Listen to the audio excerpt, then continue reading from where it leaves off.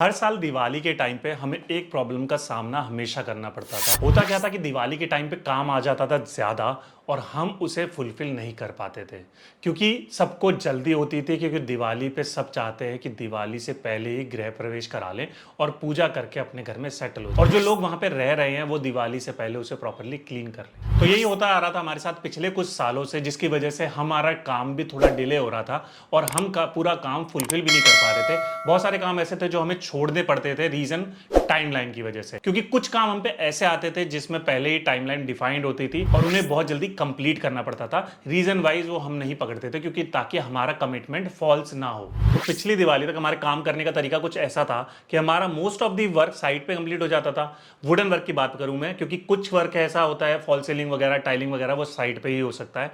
And कुछ काम ऐसा जो बहुत अर्जेंट रहता था, उसमें हम फैक्ट्री वर्क प्रोक्योर कर लेते थे थर्ड पार्टी से। और रीजन क्या होता था, थर्ड पार्टी पे हम भी डिपेंडेंट हो जाते थे और हो सकता है वर्कलोड उन पे भी ज्यादा होता था, तो उस वजह से कुछ वर्क हमारा डिले हो जाता था। और रीजन वाइज हमें बार बार फेस करना पड़ता था दिवाली के टाइम पे कि कुछ हमारे एक दो काम डिले हो गए हैं, जो कि बिल्कुल भी अच्छा नहीं था। तो हमने क्या सोचा इस वाली दिवाली पे यार कि कुछ करते हैं और इस प्रॉब्लम का प्रॉपर एक सॉल्यूशन निकालते हैं। तो हमने स्टार्ट करा एक लैंड देखना हमारी फैक्ट्री के लिए। जी हाँ, आपको टाइटल से क्लियर हो गया होगा कि हमने एक फैक्ट्री खोली है, लेकिन ये उसका पहला पार्ट है। तो आपको उसमें पता चलेगा कि किस तरीके से हमने वो चैलेंज को पूरा करा और फैक्ट्री का एक नींव रखी गई। जी हाँ, तो हमने सबसे पहले लैंड देखा। लैंड इसलिए देखा, आप कहोगे इंडस्ट्रियल एरिया में भी आप खोल सकते हो, लेकिन हमारा बजट इतना नहीं था। हमें कुछ मशीन्स भी प्रोक्योर करनी थी जो कि काफ़ी कॉस्टली आती है। इस वजह से हमने एक छोटा सा लैंड देखा। वहाँ देखा हमने कि हम लैंड को रेंट आउट कर सकते हैं, वहाँ पे एक छोटा सा सेटअप बना सकते हैं जहाँ हमारी मशीन्स वगैरह आ जाए। उसी के साथ एक छोटा सा कंस्ट्रक्टेड एरिया हो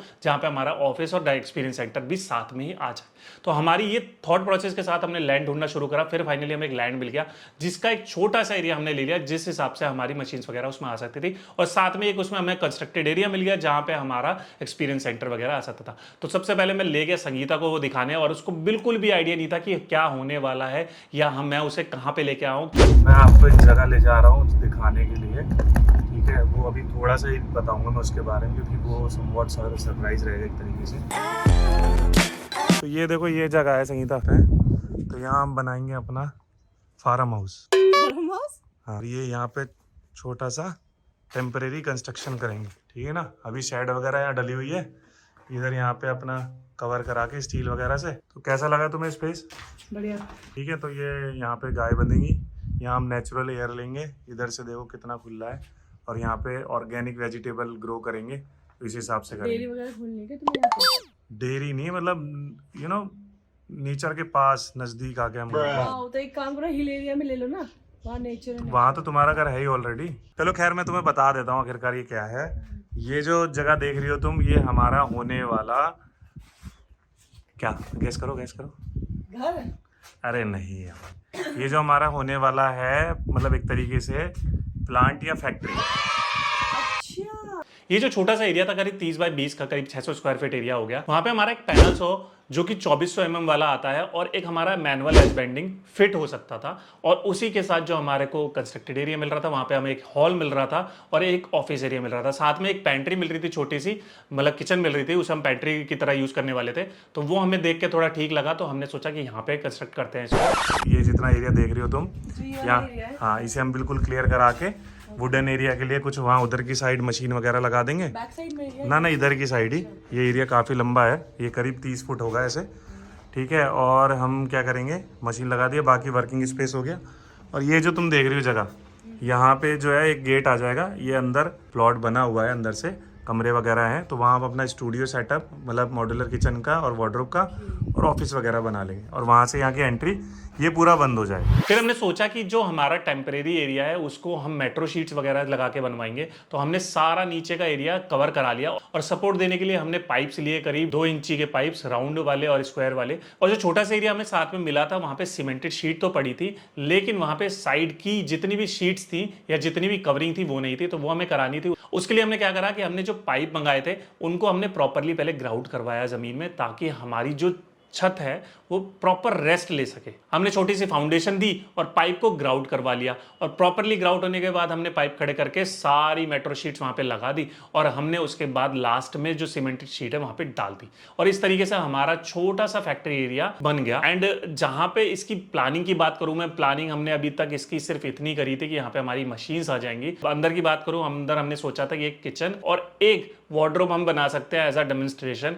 और साथ में एक ऑफिस हमें जरूरी था बनाना, क्योंकि ऑफिस तो हमारा दूसरा भी है, लेकिन एक प्लांट ऑफिस भी बनाना जरूरी था कि कोई आता है, एक्सपीरियंस सेंटर विजिट करता है, तो वहां पे बैठने की जगह और ऑफिस में मिलने की जगह भी होनी चाहिए। और ये जो छोटा सा आइडिया था ये प्लांट वाला, या छोटी सी फैक्ट्री कह लीजिए, ये हमारे को लास्ट वाली दिवाली पे आया और हमने उस पर वर्किंग करनी स्टार्ट कर दी थी तभी से, और फाइनली ये थोड़ा बहुत कंप्लीट होने लगा। और ये सब आप लोगों के ब्लेसिंग्स के बिना हो नहीं सकता था, तो हमने ये छोटा सा कदम उठाया है। उम्मीद है ये कदम आपको पसंद आएगा, और हाँ, जब एक्सपीरियंस सेंटर बन जाएगा मैं आपको इनवाइट करूंगा उसे विजिट करने के लिए, और आप अपने घर के लिए अगर कुछ बनवाना चाहते हैं तो भी आप एक्सपीरियंस सेंटर में आके उसकी फिनिशिंग देख के चीज़ों की आप उसके लिए ऑर्डर कर सकते हैं, या फिर हमें ऑनलाइन भी ऑर्डर कर सकते हैं। उसकी डिटेल भी बहुत जल्दी मैं आपको दे दूंगा, तो अगली वीडियो को जरूर देखिएगा। ये था पहला एपिसोड इसका, उम्मीद है आप इसको बहुत सारा प्यार दोगे और हमको भी बहुत सारा प्यार दोगे। वैसे आपने दिया है प्यार तभी हम यहाँ तक पहुंचे हैं, और दूसरे एपिसोड को भी आप देखिएगा। और आपको हमारा experience centre side by side suggestion देके बनाना है और बिल्कुल भी पीछे नहीं रहना है, तो सारी वीडियोस आपको देखनी है।